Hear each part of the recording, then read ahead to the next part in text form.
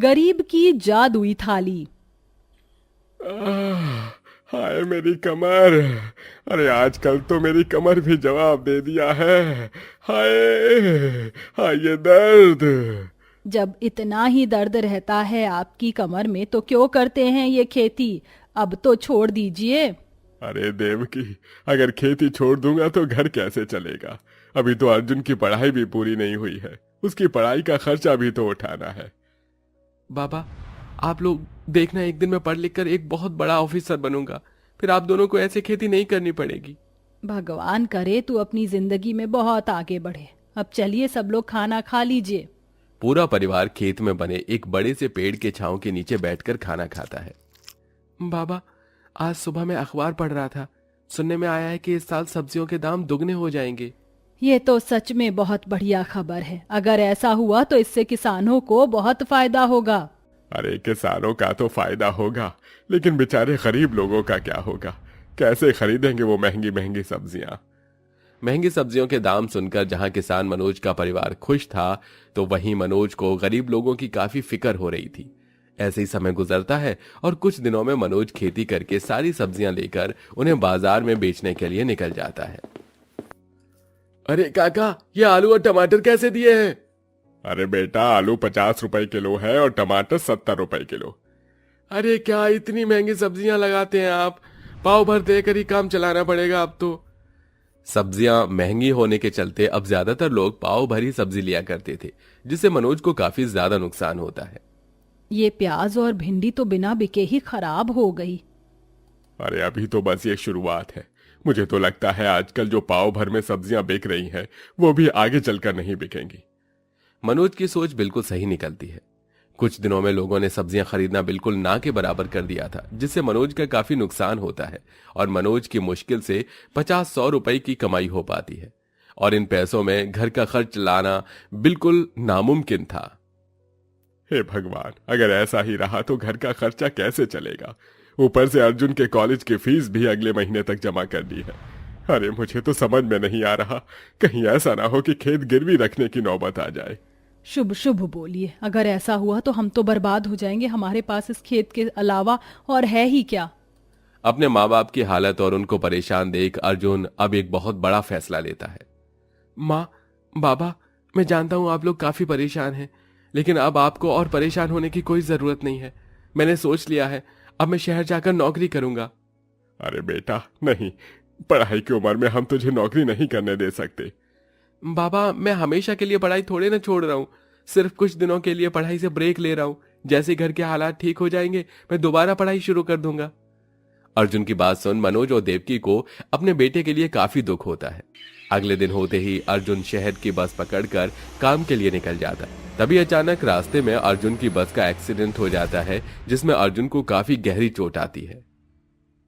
अरे डॉक्टर साहब, हमारे बेटे को बचा लीजिए, उसका हमारे अलावा इस दुनिया में कोई नहीं है। देखिए, हम पूरी कोशिश कर रहे हैं। हमें आपके बेटे का ऑपरेशन करना होगा, कम से कम 2 लाख रुपए का खर्चा होगा। अब जल्दी से पैसे काउंटर पर जमा कर दीजिए, हम यहां ऑपरेशन की तैयारी करते हैं। 2 लाख जितनी बड़ी रकम सुन मनोज और देवकी काफी ज्यादा परेशान हो जाते हैं। दोनों को समझ में नहीं आ रहा होता कि वो कहां से इतनी बड़ी रकम का इंतजाम करेंगे। तभी अपने बेटे को बचाने के लिए मनोज न चाहते हुए भी अपना खेत एक सेठ को बेच देता है और 2 लाख रुपए लेकर अपने बेटे का इलाज करवाता है। कुछ दिनों में अर्जुन ठीक होकर घर आ जाता है, लेकिन अब पूरे परिवार की हालत पहले से भी ज्यादा खराब हो जाती है। घर में खाने के लिए कुछ भी नहीं था, इसलिए मैंने ये लाल चाय बना दी। अरे कोई बात नहीं देवकी, मुझे यकीन है एक दिन सब कुछ ठीक हो जाएगा। मनोज कई जगहों पर काम ढूंढने की कोशिश करता है, लेकिन उसे कहीं पर भी कोई काम नहीं मिलता। एक रोज मनोज नौकरी न मिलने की वजह से निराश होकर घर लौट रहा होता है कि तभी उसे जंगल के पास एक खेत दिखाई देता है। अरे कितने सालों से इस खेत को देख रहा हूँ। ये लावारिस खेत है, इसका कोई भी मालिक नहीं।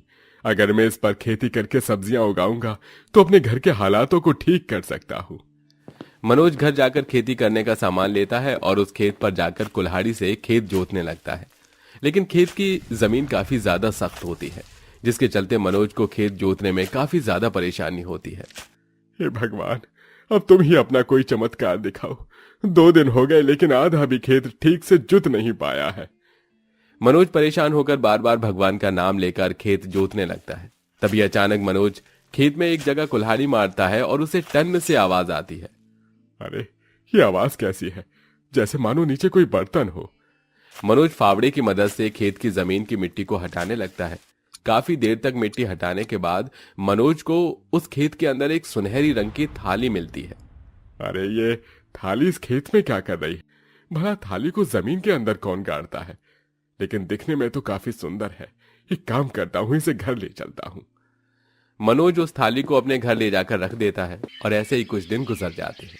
एक दिन सारा परिवार खाना खा रहा होता है कि तभी अचानक अर्जुन जिस थाली में खाना खाता है उस थाली में छत से एक छिपकली आ गिरती है। हे भगवान, ये छिपकली कैसे गिर गई? बेटा तू ये खाना मत खा, मैं तुझे दूसरा खाना देती हूँ। देवकी जल्दी से चूल्हे के पास एक थाली उठाती है। यह वही थाली थी जो मनोज खेत के अंदर से लेकर आया था। देवकी जैसे ही उस थाली में एक रोटी और अचार रख के अर्जुन को देती है तो अचानक उस थाली के अंदर से एक सुनहरी रोशनी निकलती है और देखते ही देखते वो एक रोटी 2 रोटी में बदल जाती है और अचार भी ढेर सारा हो जाता है, जिसे देख वो तीनों काफी हैरान होते हैं। ये क्या जी, ये अचानक एक रोटी 2 रोटी में कैसे बदल गई? अरे मुझे भी अपनी आंखों पर यकीन नहीं हो रहा। ऐसा लगता है कि किसी ने जादू किया हो।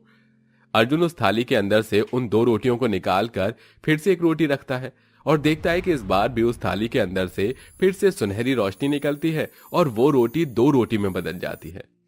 बाबा, ये कोई साधारण खाने की थाली नहीं बल्कि जादुई खाने की थाली है। अगर हम इसमें कोई भी खाने की चीज रखेंगे तो वो डबल हो जाएगी। अर्जुन की बात सुन देवकी जैसे ही उस जादुई थाली के अंदर थोड़े से चावल डालती है तो वो थाली पूरे चावल से भर जाती है। ये देख अब पूरा परिवार काफी खुश होता है। हे मुरली मनोहर, मुझे तुझ पर पूरा भरोसा था। आखिरकार तूने हमारी परेशानी का हल निकाल दिया। देवकी, अर्जुन, अब हम इस जादुई थाली की मदद से थोड़े से खाने को ज्यादा खाने में बदलेंगे और उन्हें ले जाकर बेचकर पैसे कमाएंगे। अगले दिन होते ही मनोज पड़ोस से थोड़े से पैसे उधार मांग अच्छा खाना बनाने का सामान लेकर आता है, जिससे देवकी तरह तरह के पकवान बनाती है। उन सभी पकवानों को एक एक कर उस जादुई थाली में रख देती है और देखते ही देखते वो थोड़ा बहुत पकवान पहाड़ जितना बढ़ जाता है और अब उन पकवानों को लेकर तीनों ठेले पर उन्हें बेचने के लिए निकलते हैं। क्या बात है काकी, कल तक तो आप लोग रोटी रोटी के लिए तरस रहे थे और आज आप खाना बेच रहे हैं। कोई लॉटरी लग गई है क्या? ये तो बस भगवान की कृपा है। देवकी, मनोज और अर्जुन अब तीनों हर रोज और जादुई खाने की थाली की मदद से खाने को डबल करके उन्हें बेचकर ढेर सारे पैसे कमाते हैं, जिससे अब धीरे धीरे उनके घर के हालात भी ठीक होने लगते हैं। वहीं अर्जुन अपनी पढ़ाई दोबारा शुरू कर देता है। देवकी, कितने दिन हो गए हैं तुम्हारे हाथ की मसाला वाली चाय पिए हुए। जल्दी से 1 कप मसाला वाली चाय बना दो। जी बस ये पैसे रख दूं, फिर आपके लिए चाय बनाती हूँ। देवकी उन पैसों को ले जाकर संदूक में रख रही होती है कि तभी अचानक देवकी के हाथ से एक 50 रुपए का नोट गिरकर सीधा उस जादुई थाली में गिर जाता है और देखते ही देखते 50 रुपए का नोट ढेर सारे 50 रुपए के नोट में बदल जाता है, जिसे देखकर और मनोज काफी हैरान होते हैं। ये क्या जी, हमें तो लगता था कि ये जादुई थाली सिर्फ खाने को ही डबल कर सकती है, लेकिन इसने तो इन पैसों को भी डबल कर दिया। देवकी की बात सुन मनोज अब जैसे ही उस जादुई थाली में एक 100 रुपए का नोट डालता है तो वो भी ढेर सारे नोट में बदल जाते हैं, जिसे देख अब दोनों पति पत्नी का खुशी का कोई ठिकाना ही नहीं रहता।